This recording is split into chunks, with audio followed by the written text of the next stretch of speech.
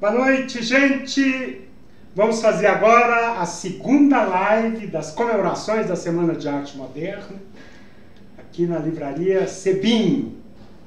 Hoje, o nosso convidado é o escritor, poeta, crítico Francisco K., que vai falar sobre a poesia de Oswald de Andrade, o seu impacto e o seu legado.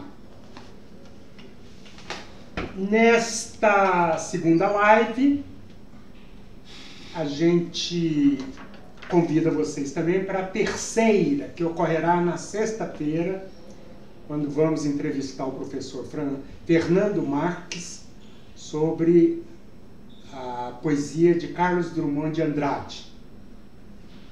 Muito bem, eu vou fazer uma pequena apresentação aqui antes de passar a palavra para o Francisco K. Eu sou 350, disse o Mário de Andrade, ecoando as multidões contraditórias do poeta americano Walt Whitman, geralmente contidas nos poetas. Mas o personagem mais contraditório, paradoxal da semana parece ter sido Oswald, por sua origem de classe e pelos saltos mortais triplos carpados que ele deu durante a carreira. Oswald era rico, filho de um especulador imobiliário, tendo sido muito próximo dos caciques do conservador Partido Republicano Paulista, o PRP, alvo da chamada Revolução de 1930 de Getúlio Vargas. Oswald transitou por vários anarquismos e até pelo comunismo, mas as tentativas de classificá-lo de maneira sólida se desmancham no ar. Um de seus livros de memória tem o título de Um Homem Sem Profissão. Pessoalmente, eu acho que a profissão dele foi a de agente provocador, gozador juramentado, no melhor sentido do agitador cultural. Seu primeiro manifesto, de 1924, tinha nome de Vegetal, Pau-Brasil. No segundo, o Antropófago, de 28, ele fez uma profissão de fé contra as elites vegetais, que em comunicação com solo não se movem. Vai aqui mais um paradoxo. Vivo, o Oswald se ressentiu por não ser levado a sério devido ao seu humor sem fronteiras. Morto, parte dos esforços para resgatar a sua dimensão séria acaba sufocando o seu humor. Muitos de seus herdeiros são ressentidos, crispados, mal-humorados.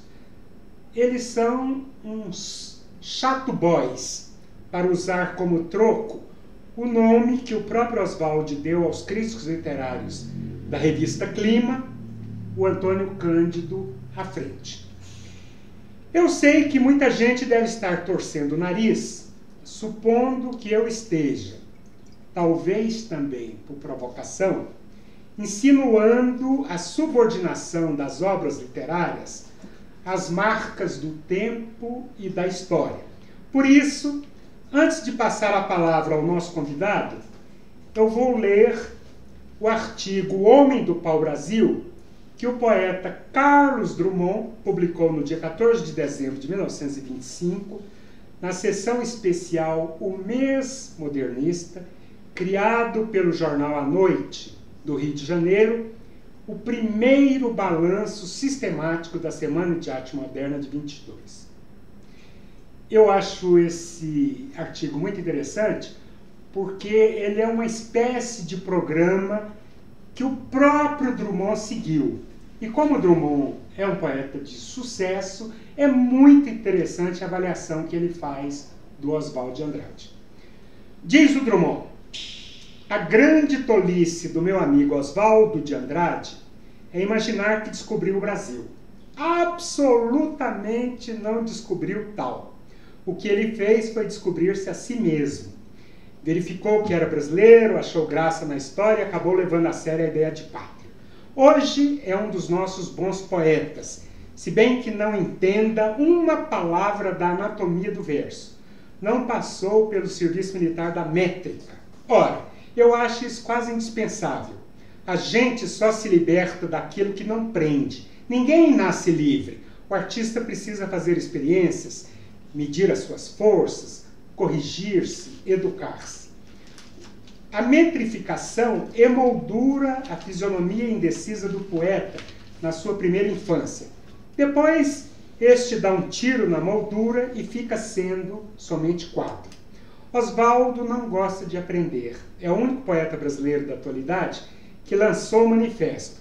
Engraçado, inútil e significativo. Engraçado porque todo o manifesto faz rir. Inútil por não provar nada. No máximo, desculpa. E significativo porque define o Oswaldo. Improvisador interessantíssimo, de inteligência pouco aplicada, se não vadia ou impertinente, mas em todo caso penetrante e ágil como o diabo. Já leram o manifesto? Pois é bonito mesmo, apesar de tudo. Ler agora o Pau-Brasil? Andam dizendo por aí que há incoerência entre o livro e o manifesto. Palavra que não achei. E que tivesse, sem importância. Já disse que manifesto não prova nada. As teorias mais diversas têm isso de comum. São de borracha. Daí, não pode-se obrigar o Oswaldo a dar às suas ideias a objetivação que nos convém. O que ele prega procura ser crédulo, bárbaro, pitoresco, ingênuo, lírico, primitivo. Dizer que sua ingenuidade é falsa, porque de civilizado, me parece injustiça. Ele tenta uma crise de primitivismo, porém não pode ficar bobo de repente, nem esquecer o que aprendeu nas Europas. Aprendeu, por exemplo, a ser livre. Não acredito nas vantagens de seu primitivismo. Penso que o problema da poesia brasileira, e no sentido geral de toda a nossa literatura, tem de ser atacado de outro modo. Precisamos reagir contra o sentimentalismo e o romantismo, pela cultura cada vez mais intensa. Impossível desenvolver este ponto de vista em meia coluna. E aí termina o Drummond o seu artigo escrito para a Noite, Jornal do Rio de Janeiro. A poesia dele, do Oswald, peca por pobreza de processos. É tecnicamente mal construída. Oswald apregou o equilíbrio geômetra e o acabamento técnico. Não procura obtê-los. Excesso de liberdade. Às vezes, esse abandono produz efeitos ótimos. Outras vezes, estraga o poema, reduzido à substância bruta. Vê-se que Oswaldo tem material demais. Sua poesia é o próprio Brasil. Dizer mal dela em bloco é não compreender o Brasil. Agora é urgente que ele desbaste essa matéria tão densa, lhe infiltre lirismo, se comova mais. Menos caricatura e trabalho mais profundo da realidade. Arte. Ainda tenho fé de vê-lo escrevendo como todos nós, sem os neologismos absurdos de Miramar, nem os balbuciamentos do pau-brasil, com simplicidade simples. Não tenha pressa quanto à formação da língua brasileira. Aliás, seu último livro é bem superior ao antecedente. As Memórias dão um retrato batuta de João Miramar. O Pau-Brasil dá muitas dúzias de retrato reclame, mas o ambiente é mais puro, se respira melhor. Aumenta a sensação de ar livre. Com todos os erros, é um livro delicioso. Leiam os poemas da colonização. Fixam admiravelmente o negro, o soldado, o capoeira. Leiam os dois poemas mais puros do livro, 3 de Maio e Ditirambo. Como todos os da sua geração, talvez sem saber, Oswald de Andrade está se sacrificando para que amanhã os nossos meninos tenham uma poesia com a cor e o cheiro do Brasil. Carlos Drummond. E assim, lido esse artigo que o Carlos Drummond publicou no Jornal à Noite, na série, que foi a primeira o grande balanço da Semana de Arte, eu passo então a palavra para o nosso convidado, o poeta e crítico Francisco K. Cáquio, está com você a palavra. Bom, muito obrigado. Suponho que a minha imagem está no ar. Muito obrigado a CQ. É um grande prazer poder dialogar, né, com uma pessoa, uma inteligência tão instigante como a do ACQ. E também agradeço ao pessoal todo do Sebinho, né, que está propiciando esse encontro, essa live, né, que a gente vive um momento interessante, né, nesse centenário da semana, assistindo uma série de questionamentos, né, não só do que foi a semana, mas do que foi o modernismo, o que ainda se sustenta, se vigora, né, formulando uma série de críticas muito interessantes, né, nem todas justas, com certeza. E tivemos aqui na live anterior, né, com o professor Daniel Faria, um questionamento de alto nível, né, que eu pretendo que, de algum modo, enfim, venham a ser abordados, algumas dessas questões ao longo dessa nossa conversa, né. E o ACQ não fez por menos, né, já começou de um modo bastante questionador do Oswald de Andrade, né, sem deixar de reconhecer sua importância, né, e lendo essa crítica realmente maravilhosa do Drummond, né, extremamente rica, não só pelo que fala do Oswald, como pelo que fala dele próprio, né. Mas a minha proposta aqui é fazer uma breve exposição inicial, né, muito concentrada em poemas que eu trouxe, né, que eu estou vendo aqui com o Henrique, né, o nosso maestro.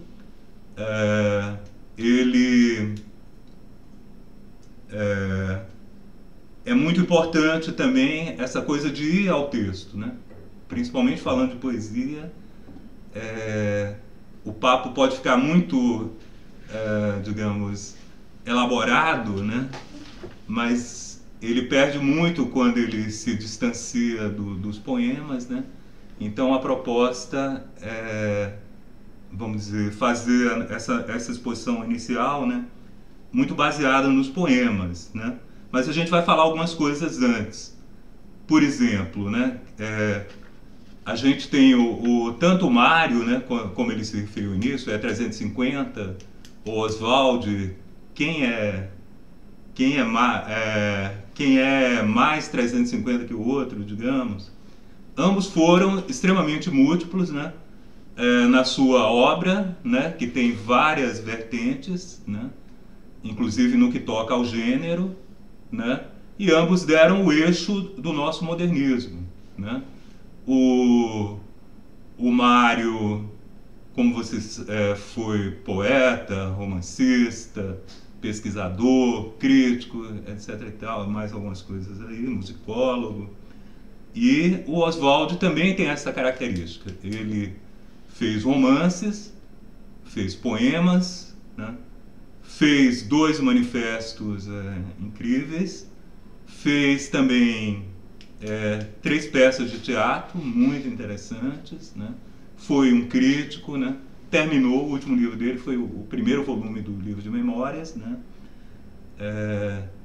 e realmente a gente vê na obra dele, na obra romanesca, por exemplo, um entrelaçamento, né, com a sua biografia também muito interessante, né, não no sentido da fidelidade, mas no sentido de aproveitar elementos e tal da vida dele, né. Mas dentro dessa multiplicidade a gente tem a presença da poesia, né. A poesia está naqueles romances de invenção, né, que são os seus romances mais inovadores, que são Memórias Sentimentais de João Miramar e o Serafim Ponte Grande. Está nas peças de teatro, né, particularmente A Morta. Não sei se deslocou aqui um pouco a minha imagem, Henrique. E também está nos manifestos, né, e está nos poemas, né. O seu livro de poemas mais importante é o Pau-Brasil, né, que está, obviamente, relacionado ao Manifesto Pau-Brasil, né. Muitas pessoas acham o melhor poema do Oswald de Andrade foi o Cântico dos Cânticos para flauta e violão, né, que ele fez para sua última esposa, né, quando estava querendo conquistá-la e tal. Realmente é o poema mais longo dele, um poema maravilhoso, né? Só que o Pau-Brasil, ele é muito mais inovador, ele mapeia uma série de possibilidades de elaboração poética, né? E depois a gente pode, eu quero entrar um pouco na crítica do Drummond, né? Mas é um livro muito elaborado, né? No sentido, ele foi pensado sistematicamente, ele tem 9 seções, né? E ele está muito relacionado ao manifesto. O manifesto da poesia Pau-Brasil, ele começa assim: a poesia existe nos fatos. Os casebres de açafrão e de ocre nos verdes da favela, sob o azul cabralino, são fatos estéticos. A gente lembra aqui dos quadros da Tarsila, né, com essa paisagem da favela aí, dos quadros da Tarsila do Amaral, que era então esposa, ou estava para se tornar esposa do Oswald, né, que é uma parceira dele, né, muito interessante, né, tanto digamos assim, no movimento Pau-Brasil como no movimento antropofágico, né.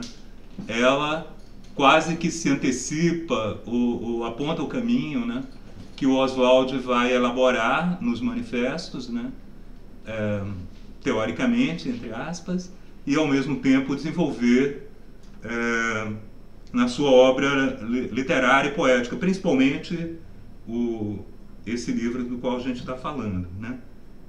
Aí continua o manifesto: o Carnaval no Rio é o acontecimento religioso da raça. Pau-Brasil.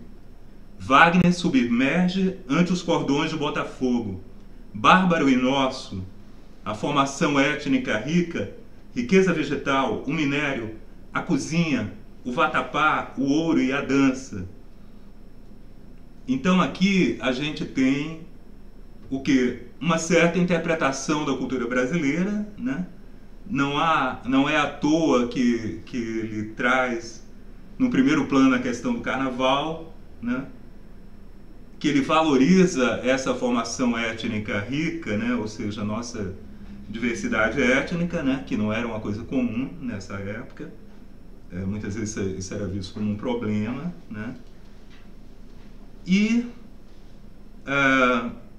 então, um manifesto é uma coisa que é um novo gênero literário, né, que surge com as vanguardas, né.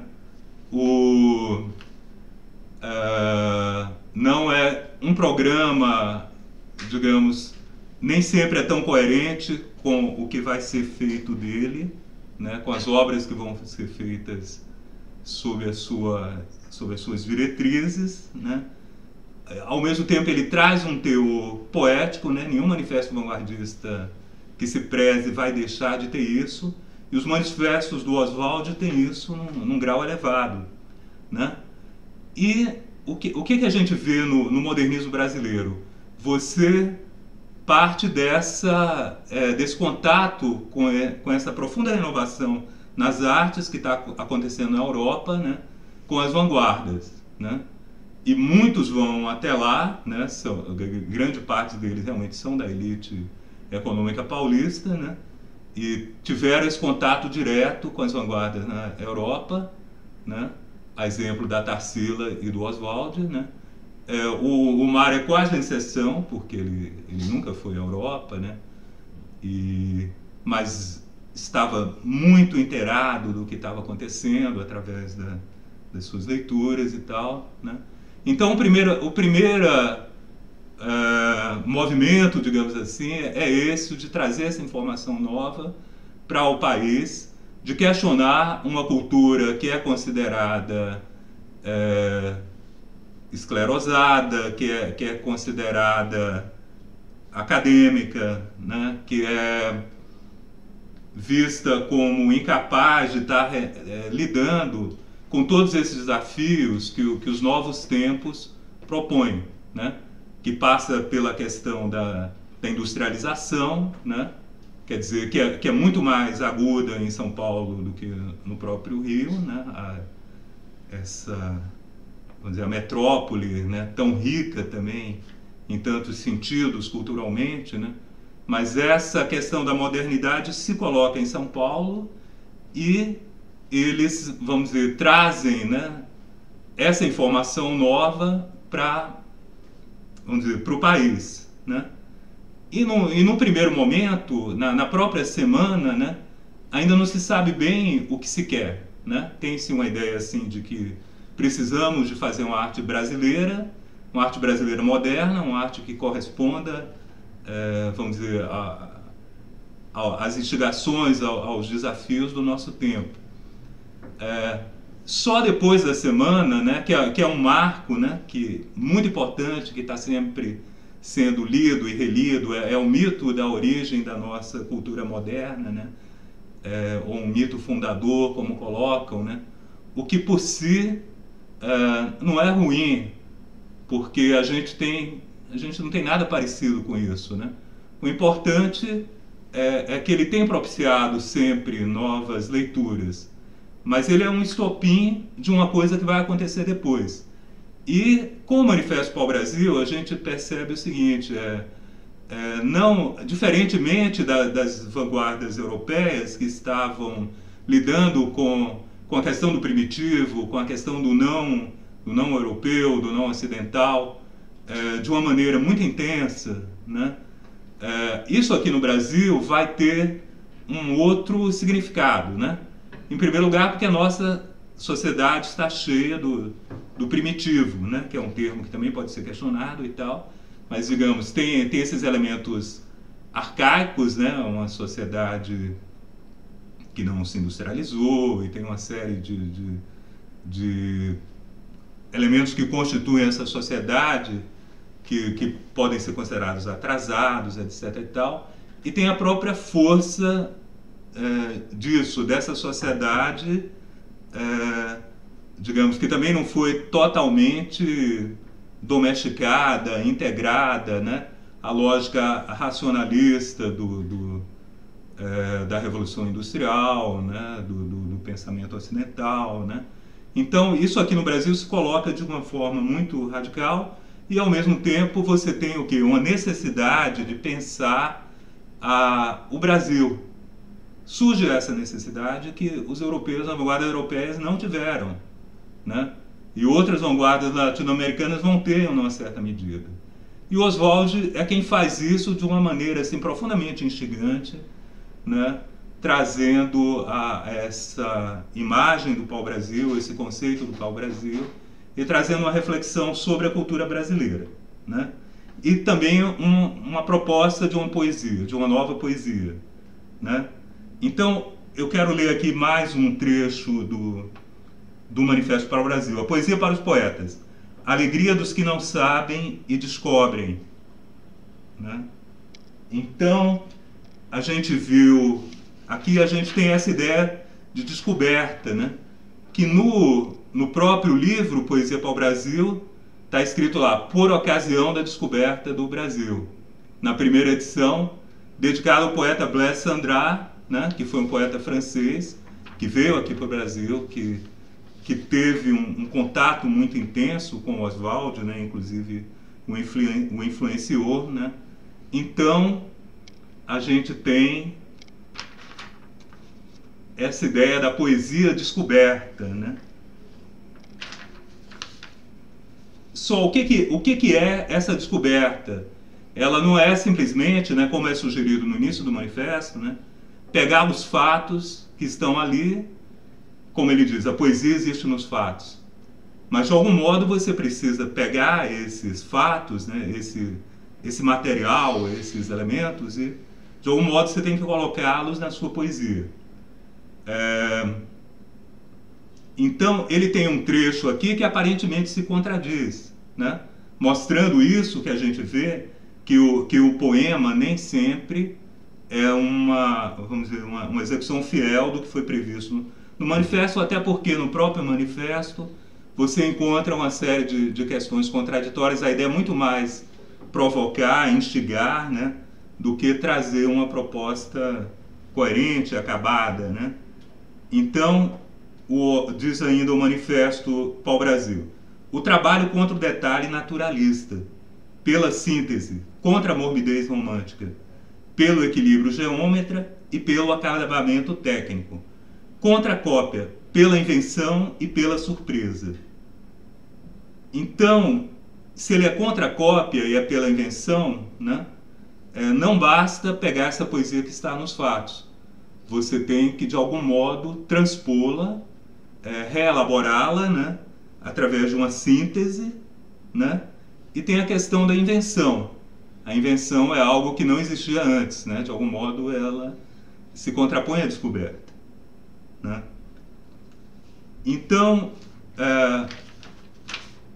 vamos para os poemas, né, do Pau-Brasil. Mas antes vale a pena dizer o seguinte, né? Quer dizer, depois de um primeiro momento que esse livro causou um impacto muito grande, né? Tanto os dois manifestos causaram um impacto muito grande, né? O Oswald de Andrade passa por um longo período em que ele é menos valorizado, né? E isso vai mudar substancialmente, né? Quer dizer, de um modo mais nítido, aos 10 anos da sua morte, que é ali mais ou menos por 1964, né? Pouco depois, ou talvez mesmo nesse ano, a primeira reedição quer dizer, no caso é a segunda reedição, né, a terceira edição da Poesia para o Brasil, com um prefácio muito importante do Haroldo de Campos, que se intitula Uma Poética da Radicalidade, né? Sendo também interessante lembrar que a poesia concreta, que ela surge mais ou menos quase 10 anos antes, né, em 56 ali, e no manifesto da poesia concreta, que é de 58, o plano piloto, o Oswald de Andrade é um dos dois poetas brasileiros citados, ao lado de João Cabral, né? Então, em comprimidos, minutos de poesia, isso é uma frase foi tirado de uma frase do Paulo Prado, que foi talvez o principal financiador, né? Era um grande cafeeiro, de uma família cafeeira, e um intelectual também importante. Ele foi o principal financiador da Semana de Arte Moderna. Ele escreve esse prefácio muito lúcido, muito interessante para o Poesia Brasil, onde tem essa expressão, em comprimidos minutos de poesia, que vai estar presente no plano piloto para a poesia concreta. Uma outra ideia que o Haroldo traz, entre várias outras extremamente gigantes, é de que ele tem um gume crítico acentuado, né, nesse livro, e que ele pratica uma certa dessacralização da poesia. E aí chegamos numa ideia também muito interessante, é que o Oswald, segundo o próprio Haroldo, né, propõe um novo conceito de livro. Esses poemas dificilmente se prestam a uma seleção sob o critério da peça antológica. Funcionam como poemas em séries, como partes menores de um bloco maior, o livro. Então, você pode, evidentemente, ler um poema do Oswald isolado, né? Mas, na medida em que você os agrupa, né, nessas séries em que eles são constituídos, né, em que eles se apresentam no livro, você vai ter novas dimensões de leitura, né? Então vamos lá, finalmente. Outra coisa que ele fala também é que esse diálogo com a imagem, né, que a gente vai ver agora com os desenhos da própria Tarsila do Amaral, que compõe a primeira edição do Poesia Pau Brasil e que vem sendo reproduzidos aí nas edições subsequentes, né? Então, você pode colocar... Vamos lá. Então a gente tem aí essa paisagem e essa seção que é a história do Brasil, né? Pode mudar. Então, o que a gente vai ver aqui? É um método extremamente radical do Oswald de Andrade de fazer poesia com textos de outras pessoas, né? Isso aí era uma coisa extremamente inovadora nessa época, né? Você tem, por exemplo, na língua inglesa, você tem o Ezra Pound e o T.S. Eliot, que trabalhavam muito isso, a colagem de outros textos dentro dos seus poemas, o que causou muitas vezes uma forte reação inicial, né? Mas o Oswald radicaliza isso e trabalha isso de uma maneira muito pessoal, né? E ele começa com esse texto, né, que alguns chamam de a certidão de nascimento da nação brasileira, que é a Carta do Pero Vaz de Caminha. Ele propõe uma redução drástica dessa carta, né, porque, como eu digo, em minutos, em comprimidos minutos de poesia, que na verdade são segundos, ou às vezes menos de um segundo, você tem uma concisão, uma redução drástica, né? Mas muitas vezes esses poemas, vamos aos poemas, né? A descoberta. Seguimos, vou ter que olhar aqui. Seguimos nosso caminho por este mar de longo, até a oitava da Páscoa. Topamos aves e ouvemos vista de terra. Os selvagens mostraram-lhes uma galinha. Quase haviam medo dela, e não queriam pôr a mão, e depois a tomaram como espantados. Primeiro o chá. Depois de dançarem, Diogo Dias fez o salto real. As meninas da Gária. Eram 3 ou 4 moças, bem gentis, com cabelos muito pretos pelas espáduas, e suas vergonhas tão altas e tão saradinhas, que de nós as muito bem olharmos, não tínhamos nenhuma vergonha. Então, pessoal, a gente vê, em alguns desses fragmentos, o Oswald não mudou muito o que estava lá na carta, né? Cortou, talvez, um pequeno trecho e tal. Aqui no primeiro chá, ele muda substancialmente, né? Quer dizer, é um trecho longo, ele pega um fragmento aqui, outro aqui, e compõe essa frase, né? Nas Meninas da Gária, ele também não muda muito, né? Mas você vê, tem uma série de procedimentos pelos quais o Oswald vai mudando o sentido da carta, né? Embora não seja a de uma oposição radical, né?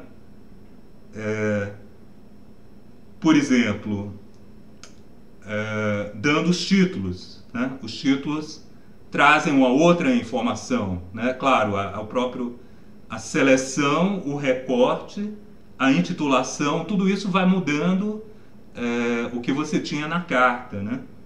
E o que eu quero chamar a atenção, por exemplo, aqui nos Selvagens, né, você tem, que é esse encontro com a galinha, né? Você está digamos assim, no subtexto, né? Uma ideia de uma certa superioridade do colonizador diante desses índios. Só que, bom, não é uma coisa assim tão explicitada, né? Mas isso, sem dúvida, é sugerido, né? Aqui nas Meninas da Gária, né, também é um poema muito interessante. O que eu vou chamar a atenção também, muito rápido, né, é que vamos falar, por exemplo, né, quer dizer, eu li um pouco ao modo português atual, que não era o modo da época, né, quer dizer, uma tentativa de imitar o modo português atual. para trazer um pouco de humor, né? Para não ficar essa coisa tão séria contra a qual falou o ACQ. Mas aqui Vergonhas, no terceiro verso, está aparecendo o poema, ele se refere ao órgão sexual feminino, né? E aqui no último você já tem um vergonha que quer dizer, o sentimento, né? E esse jogo, né, que é uma polissemia, né, que é um duplo sentido que para o português da época passava batido, para nós é estranho, porque a gente não usa mais vergonha, nem usava no início do século XX, no sentido do órgão sexual, né? Isso aí gera vamos dizer, um ruído, né? Que é o quê? Que é uma ironia, né? Então, o que é a ironia? É instituir um outro sentido, né? Sobre o sentido manifesto, o sentido patente. Você tem um outro sentido, que é um sentido latente, que se contrapõe a ele, né? Então, no próprio pau-brasil, né, você tem um conceito que é a inocência construtiva, que é uma coisa muito, digamos que a poesia pau-brasil deveria se pautar por essa inocência construtiva, né? A apresentação dos materiais, né? Você não precisa elaborar demais, você apresenta esses materiais, né? Por outro lado, você tem aqui uma inocência nesse encontro, né? É visto como uma coisa idealizada, positiva, o encontro do colonizador, né? Que não sabe que achou um território imenso, né? Pensa que é uma pequena ilha, mas eles há um encontro muito amigável, né? Por esses indícios históricos, né? Que nada revelam do que vai acontecer depois, né? Que vai ser essa invasão extremamente destruidora, né? Que vai destruir essas culturas, esses povos, né? Em grande escala. Inclusive essas moças, né? Que se apresentam tão naturais que aparentemente os rudes marinheiros portugueses também são contaminados por essa inocência, né? Quer dizer, predomina esse clima idílico, né? E um tanto paradisíaco no encontro, né? Mas o Caminha não deixa de frisar, né? Essas pessoas são tão inocentes, são tão abertas a receberem o que a gente está trazendo, que o melhor que a Vossa Majestade pode fazer é salvar as suas almas, né? Catequizando-as, né? Então, o Oswald, ele não critica isso nesse momento, né? Então é importante ver que o Oswald, por exemplo, o Oswald do pau-brasil não é o Oswald da antropofagia, né? O que a gente encontra aí é um indício de uma coisa que vem depois, né? Que é, vamos dizer, de uma radicalização que vai vir depois, né? Que é assumir o ponto de vista do selvagem como superior ao do colonizador, né? Que vem chegando e vem trazendo toda uma cultura que ele vai impor, né? Então, essa reversão ela vem depois. O que a gente tem aí é a ironia, né? A gente tem um duplo sentido, quer dizer, que vergonha é essa, no fundo, que ele sente ou deveria sentir diante da nudez, né? E aí você vai ter no Manifesto Antropófago uma valorização da nudez, né? Como um trecho aqui do Manifesto Antropófago, que é de 4 anos depois do Manifesto para o Brasil, é de 1928. O que atropelava era a roupa, o impermeável entre o mundo interior e o mundo exterior, a reação contra o homem vestido. E aí a gente tem o fragmento final, né, muito bonito, contra a realidade social vestida e opressora, cadastrada por Freud, a realidade sem complexos, sem loucura, sem prostituições e sem penitenciárias do matriarcado de Pindorama. Aqui a gente tem uma coisa, por exemplo, em lugar de falar Brasil, falou Pindorama, né? O Brasil aparece no Manifesto Antropófago, né? De uma série de... Em vários momentos a gente identifica ali o Brasil, inclusive a palavra Brasil, né? Mas ele não vai ter essa centralidade que ele tinha no Manifesto da Poesia Pau-Brasil, né? Então esse é o primeiro. Eu acho que eu estou me estendendo um pouco muito nessa análise, né? Mas vamos pelo menos dar uma olhada nos poemas seguintes para a gente depois entrar na conversa. Pode ser? Pode ser. Pode ser aqui. Então, por favor, Henrique, essa é a seção seguinte do livro, Poemas da Colonização. Então, temos aqui esses 3 poemas, né? Na mesma sequência também, que eles se apresentam no livro, mas tem vários poemas antes e alguns depois, né? E aí você tem o Capoeira. Quer apanhar, soldado? O quê? Quer apanhar? Pernas e cabeças na calçada. Medo da senhora. A escrava pegou a filhinha nascida nas costas e se atirou no Paraíba, para que a criança não fosse judiada. Levante. Contam que houve uma porção de enforcados e as caveiras espetadas nos postes da fazenda desabitada miavam de noite no vento do mato. A outra, por favor. Posso? Pode.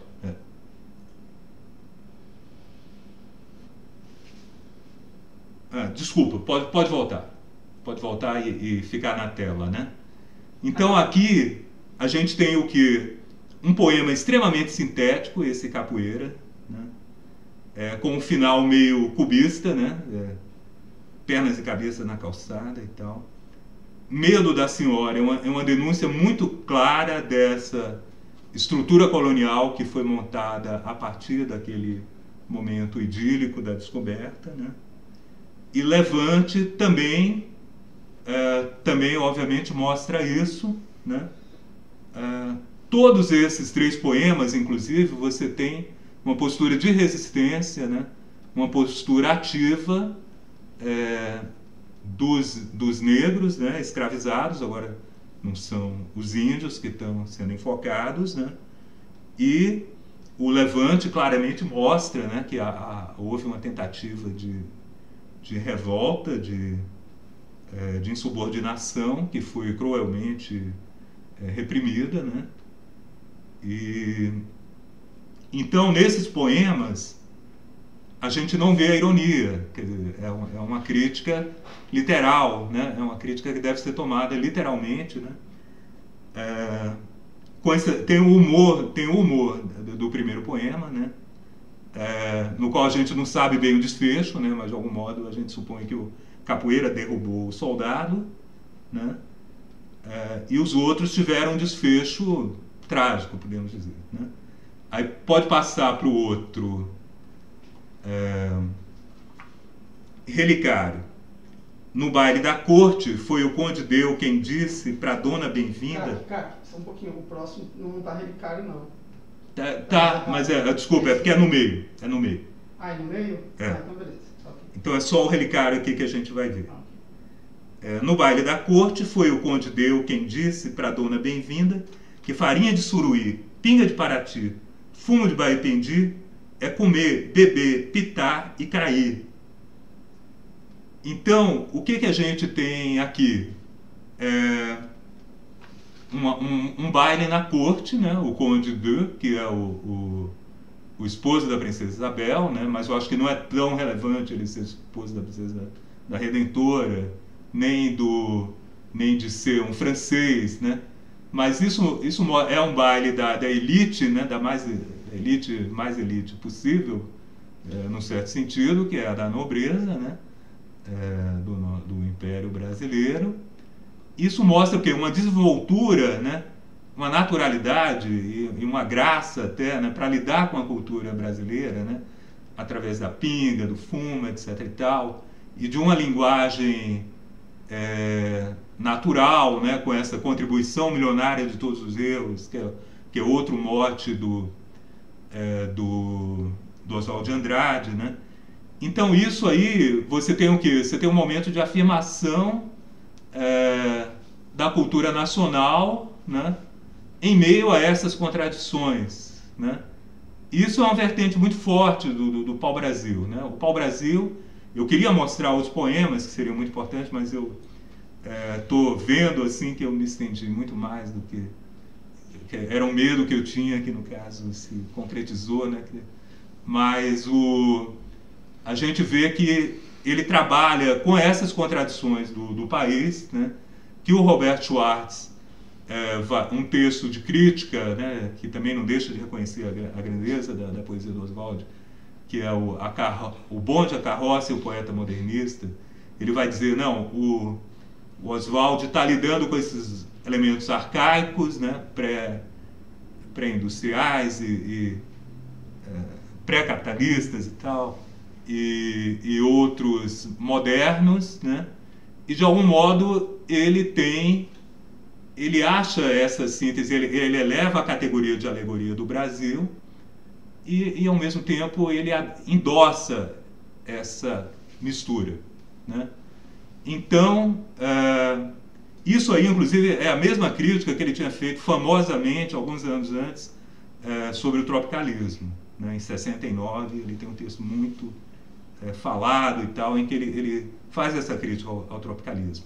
E ele chega a falar em um nacionalismo, não, em um ufanismo crítico, né? Ele não nega que haja os elementos críticos, mas ele dá o maior peso a essa ideia do ufanismo, né? E eu acho que esse ufanismo, na verdade, ele não corresponde ao que a gente vê no pau-brasil. Não há ufanismo. Há talvez, uma outra expressão que ele usa, uma euforia. Há uma euforia crítica em relação ao Brasil, né? Com essas contradições todas, no qual há um gume crítico, né? Que é uma coisa que o Haroldo de Campos vai marcar demais, né? Mas talvez de uma maneira, digamos, coerente demais, como se Oswald realmente fosse aquele poeta ultraconsciente que está, vamos dizer, querendo fazer essa anatomia crítica da nação brasileira, né?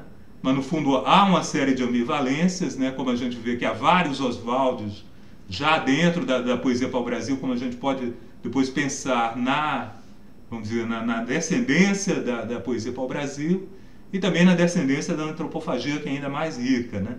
Então, eu acho que é muito legal a gente ver os poemas, né, mesmo que talvez dois dos mais importantes tenham ficado de fora, por enquanto, pelo menos.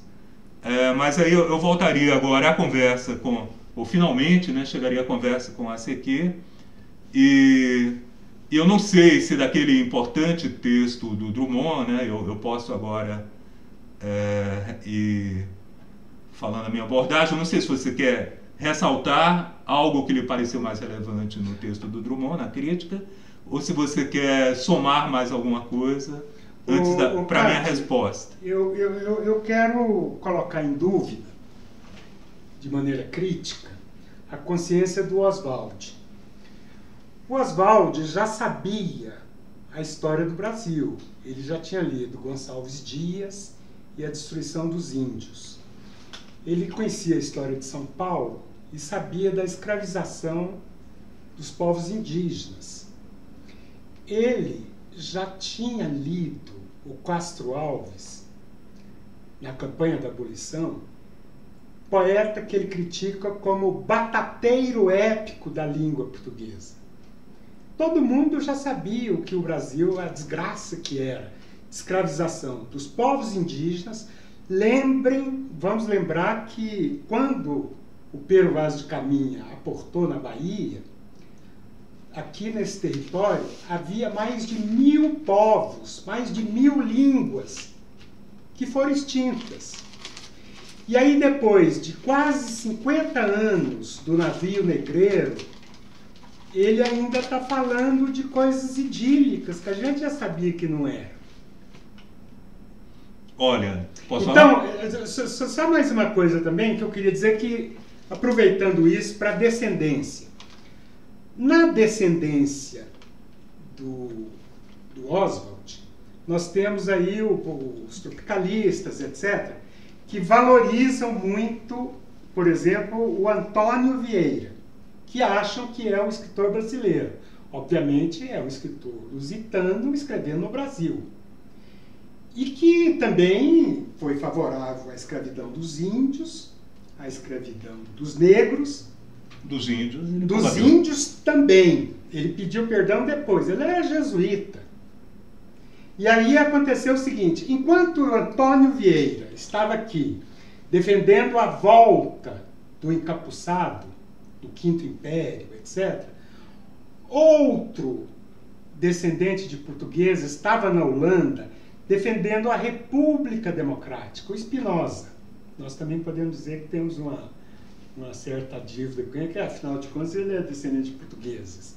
Então eu estou dizendo isso porque eu não vejo, pessoalmente, nenhuma vantagem em falar das vergonhas das mocinhas lá da Garra depois dessa desgraceira toda. Os Yanomami já estavam ali naquela região, já estão aqui naquela região há mais de 1000 anos. Hoje a gente lê o livro do Davi Copenaua, A Queda do Céu, contando essa confusão. E, para terminar, eu passo a palavra para você, para o Oswald de Andrade, que tem um espírito bandeirante paulista, ele acha que o Brasil foi descoberto. Mas o Brasil já existia muito antes. O território, não como um Estado organizado, etc.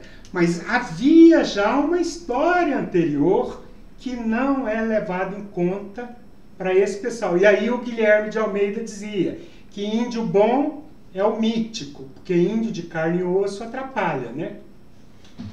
Então é o seguinte, eu discordo de que essas noções que você defendeu faziam parte, não só do senso comum, mas eram noções que eram amplamente difundidas no meio da intelectualidade. Você tem, por um lado, propostas assim, extremamente racistas, né? Você tem aquela questão do embranquecimento do país, né? O Castro Alves foi uma exceção, né, que combateu veementemente a escravidão, né, com muito valor, né, inclusive poético, mas isso foi incorporado à questão da abolição, né, e aparentemente estava resolvida a questão negra, né, embora ele soubesse, não, a gente tem que fazer alguma coisa com os negros aí que estão marginalizados, mas não, o problema não era os negros em si, né, mas o problema é que o país herdou esse problema da escravidão, né, e então você tem uma série de visões assim, extremamente reacionárias e que, olhando com o olho de hoje, né, você incorre no anacronismo de não perceber bem o que estava sendo discutido, né? E o Oswald de Andrade, ele tem uma trajetória incrível, né? Porque sendo filho dessa elite econômica paulista, inclusive assumindo esse valor do bandeirantismo, né? Ele vai reelaborando tudo isso, né? E o sarcasmo dele, ele já vem desde o início, né? Porque o Oswald de Andrade, depois da antropofagia, ele se torna... ele adere ao comunismo, né? Agora surgiu a ideia, tinha carteirinha ou não tinha carteirinha? Isso é relevante. Ele se envolveu, fez peças de inspiração marxista, né? Ele fez inúmeros artigos defendendo isso, e quando ele publica o Serafim Ponte Grande, que na verdade, escrito antes do Manifesto Antropófago, mas é a obra dele que mais, obra ficcional e de criação, em dimensão literária, que mais se aproxima do ideário antropofágico, né? Ele rechaça, né, com uma veemência muito maior do que o Mário de Andrade vai fazer a famosa revisão dele do movimento modernista em 1942, né? Um texto muito rico também do Mário, né? De autocrítica e tal, mas ele vai fazer uma coisa muito mais, vamos dizer, aguda, né? Uma autocrítica muito mais exacerbada nesse momento do prefácio ao Serafim Ponte Grande, quando ele é publicado na fase comunista dele, anos depois, né? Então Oswald tem essa mobilidade. a gente vê vamos dizer, no Manifesto Antropófago, ele tem uma frase lá: antes dos portugueses descobrirem o Brasil tinha descoberto a felicidade. Quer dizer, então um pouco ingênua, né? E não só porque não havia Brasil propriamente, né, como o ACQ reconheceu, né? Não havia Brasil antes da chegada dos portugueses. O Brasil é fruto desse processo traumático, né? Então, mas na verdade o Oswald não jogou aquele momento idílico, né, para depois para antes da descoberta. Isso, ele né? viu o Montaigne, né? Ele leu no Montaigne. O Montaigne valorizou, enfim, teve uma visão impressionantemente compreensiva, né, dos canibais brasileiros que visitaram a França, e tem reflexões assim extremamente interessantes e tal, sobre isso, inclusive numa crítica à sociedade renascentista da época, né? Mas o Oswald de Andrade ele foi radicalizando. O Manifesto Antropófago, porque aí vem também o papel do artista, não é fazer, digamos, uma investigação sociológica, sócio-histórica e tal. Um dos papéis principais é gerar novas possibilidades de compreensão das coisas, né? Claro. Que são tipicamente abertas, né, nas obras de arte, e nos manifestos do Oswald você tem esse mesmo método. Claro. Então, com a ideia da antropofagia, né, que tem dois sentidos básicos, né? Um é essa apropriação do outro, né, e sua recriação, né, num processo de transformação desse que absorveu, né, que devorou. E você tem também uma proposta de uma utopia, né, que num primeiro momento está mais ancorada em Freud do que em Marx, né, mas é uma inversão do Freud. O Freud não acreditava nesse melhoramento do ser humano, mas assim como os surrealistas partiram do Freud para propor uma revolução surrealista, né, nos costumes e na cultura, né, o Oswald faz isso de uma maneira extremamente original com a antropofagia, que realmente vai depois se desdobrar no tropicalismo, né, no cinema, quer dizer, numa coisa, na contracultura que vem depois do tropicalismo. Há um diálogo muito intenso com Oswald, mas não é só isso. Eu já falei da poesia concreta. Depois a gente tem a própria poesia marginal, né, que em parte pode ser entendida como uma diluição, uma facilitação, porque o Oswald, como artista, ele também é contraditório, né, como o próprio Drummond falou. Ele tem coisas mais elaboradas e outras menos, né? E a descendência dele é múltipla. Tá. Então é o seguinte, obviamente eu concordo com você sobre o papel do artista, né? No caso do Oswald, mesmo essa discussão é complicada porque ele se arvora também, e tem todo o direito disso, de ser um pensador. Tem alguns críticos que acham que ele chega a fundar uma filosofia brasileira, oswaldiana. Então, ele também merece crítica por não ser apenas um artista, talvez um crítico artístico, que é também uma categoria das artes. Mas esse é um tema realmente extremamente instigante e, naturalmente, o Oswald dá pano para a manga, para a crítica e para o debate. Eu já convido você para uma próxima ocasião para a gente continuar esse papo, mas neste momento eu agradeço a todos vocês que assistiram a essa live e os convido a todos e todas para a live da sexta-feira, às 20 horas, com o professor Fernando Marx, quando vamos discutir a obra poética de Carlos Drummond de Andrade. Muito obrigado e boa noite. Obrigado, CAC. Obrigado, ACQ, a todo mundo aqui do CEBIM.